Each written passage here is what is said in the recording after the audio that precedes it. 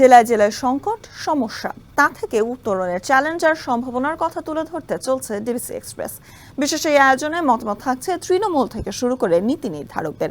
DBC express আজ সারাদিন আছে নারায়ণগঞ্জ জেলায়।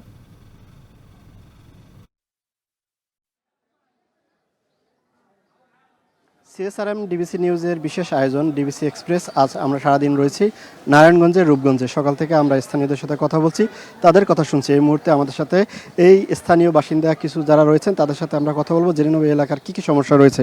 শুরুতেই জেনে নেব আপনাদের এই উপজেলায় স্বাস্থ্য ব্যবস্থা কেমন রয়েছে।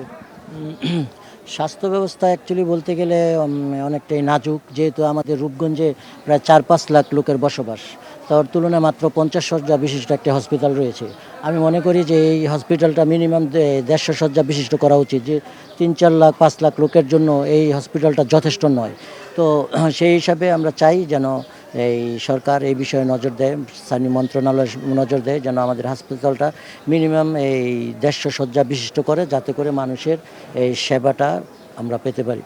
সড়কগুলোর কি অবস্থা আপনাদের? সড়কগুলোর অবস্থা আপনারা এই যে দেখতে পাচ্ছেন, পাশে আমাদের একটা রাস্তা, এটা আমাদের রূপগঞ্জ উপজেলার সদর ইউনিয়ন। এই এলাকার রাস্তার অবস্থা খুবই খারাপ। বিশেষ করে আমাদের যে ড্যামরা কালীগঞ্জ যে সড়কটা রয়েছে, এই কাঞ্চন ব্রিজ পূর্বাচলের পাশে আমরা রূপগঞ্জ থানা, এখানে রূপগঞ্জ থানা কমপ্লেক্স, এখানে রাস্তার যে বেহাল অবস্থা, এবং এই বেহাল অবস্থার দরুন এখানে আপনার এই সারাক্ষণ যানজট লেগে থাকে।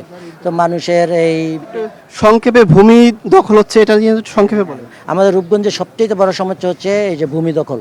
এই বিগত এই ফেসিবাদ সরকারের সময় এই এলাকায় যত ভূমি রয়েছে, আমাদের ভূমিগুলোতে বিভিন্ন ধরনের আবাসন কোম্পানি নামে বেনামে জমি না কিনে এখানে বিভিন্নভাবে জোর জবরদস্তিভাবে বালু ভরাট করেছে। মানুষের বাড়িঘর ছিল, বাড়িঘর জোর জবরদস্তি করে ভরাট করে ফেলেছে। তো আমরা চাই যেন বিশেষ করে যে এই আমাদের যে রূপগঞ্জের যে এই প্রাচীনকাল থেকে। ধন্যবাদ আপনাকে আমাদের সাথে যুক্ত থাকার জন্য। আমরা বিকাল 5টায় একই উপজেলায় অন্য কোনো সমস্যা নিয়ে যুক্ত হব। ততক্ষণ পর্যন্ত ডিবিসি এক্সপ্রেসের সাথেই থাকুন।